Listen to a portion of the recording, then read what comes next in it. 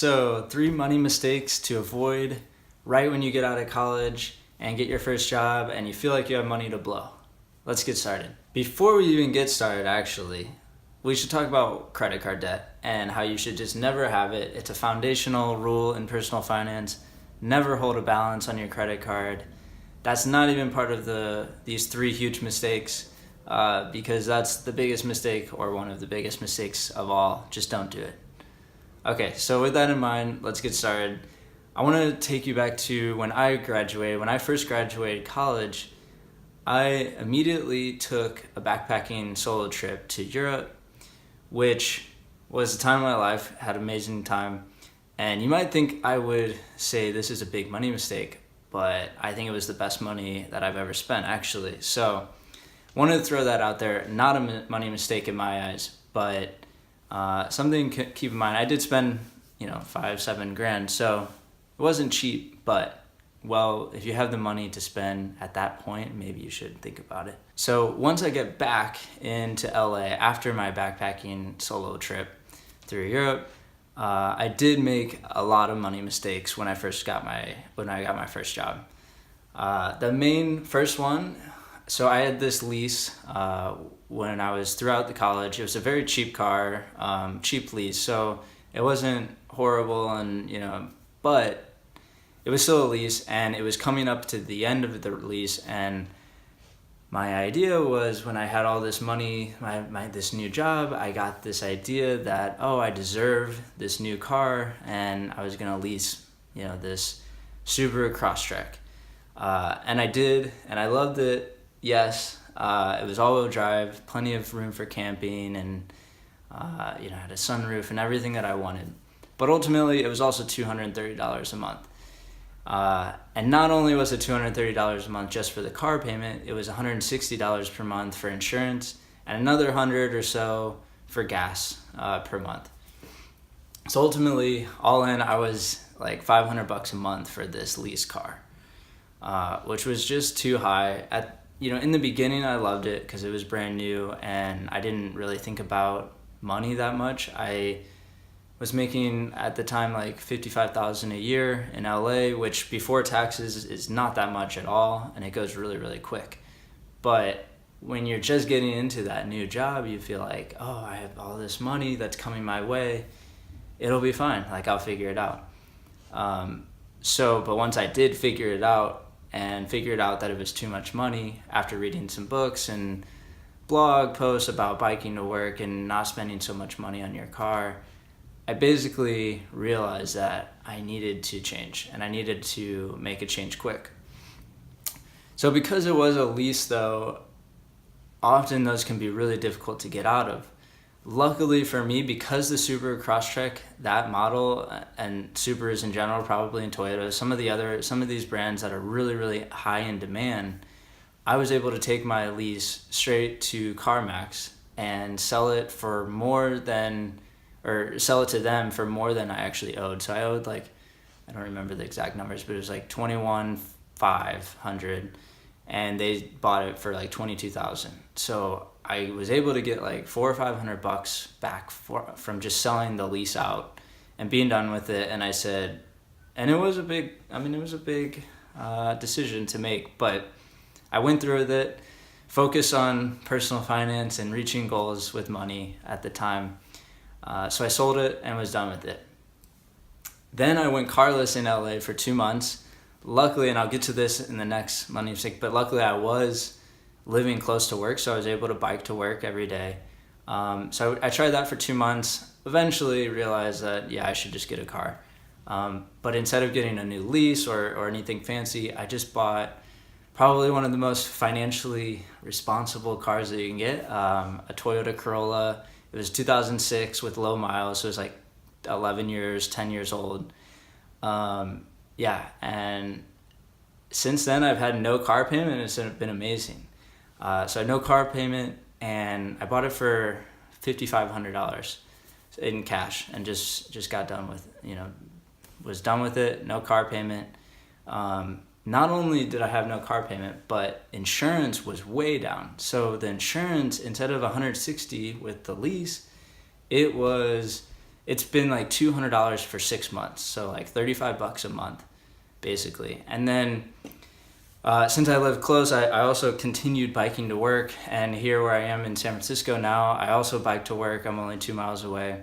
So I barely ever even drive it, and spend, let's say, like $40 in gas a month, if that. Maybe more in specific months if I go travel to like Tahoe a bunch or something like that. But in general, pretty low. So just to compare numbers of what I was doing and what I am doing now, I mean, when I was leasing, I was at about $500 a month, between $230, $160 for insurance, and about another $100 or so for gas. I was around $500.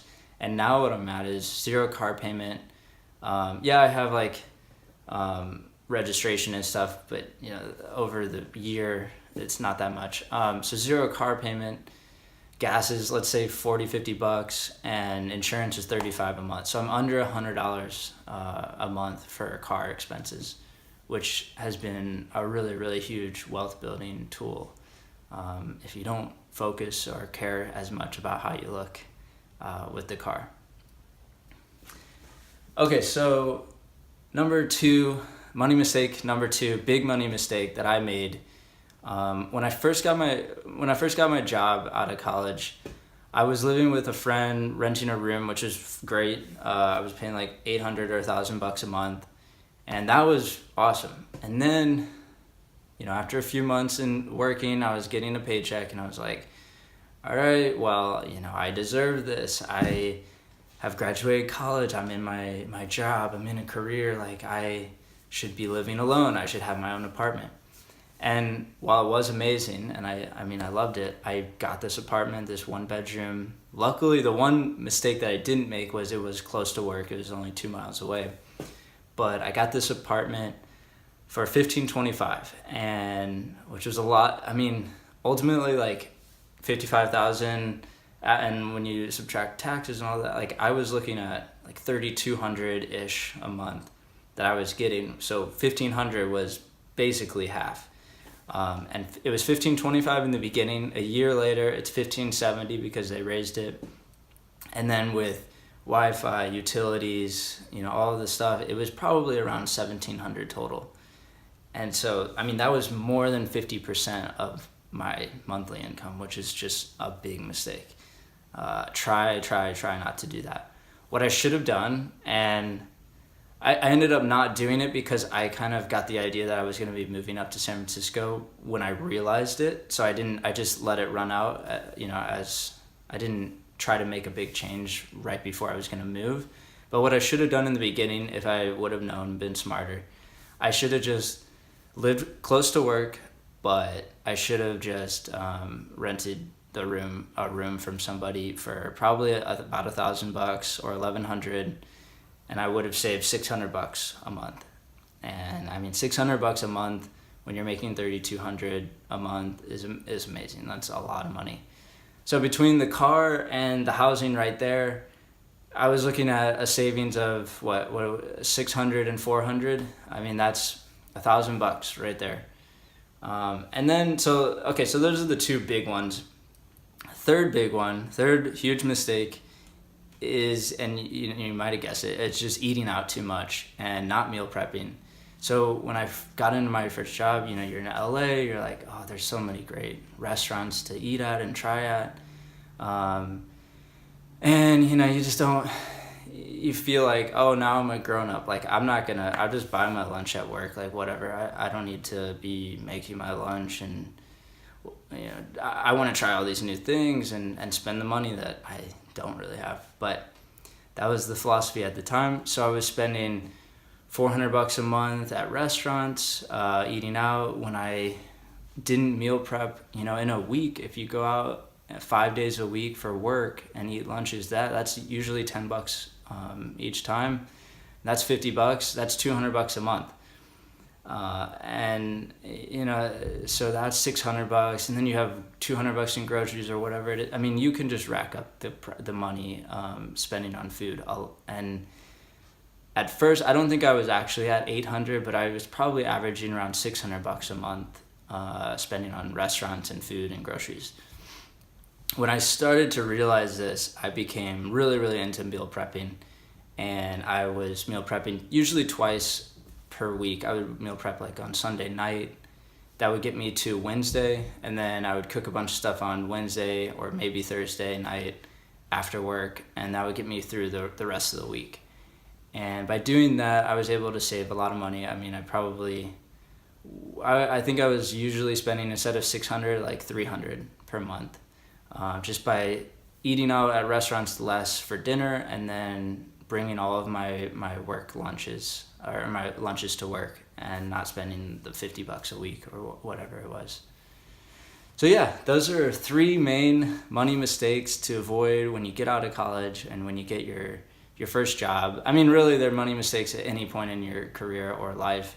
But especially, I think it's even easier when you first get that first job where you're all of a sudden making from zero, or maybe made like 10 grand a year to, 50,000 or more. And you're like, I can afford anything. So just some things to keep in mind. Try to live close to work and bike.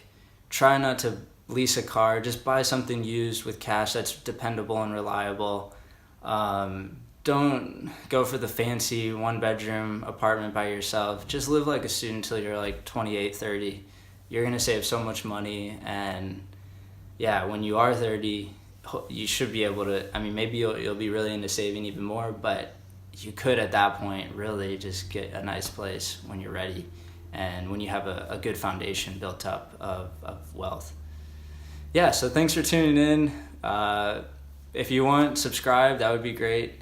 Looking to do some more videos. All right, thanks.